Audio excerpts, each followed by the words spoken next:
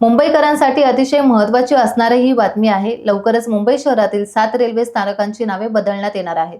त्याविषयीचा प्रस्तावही विधिमंडळात मंजूर करण्यात आला आहे।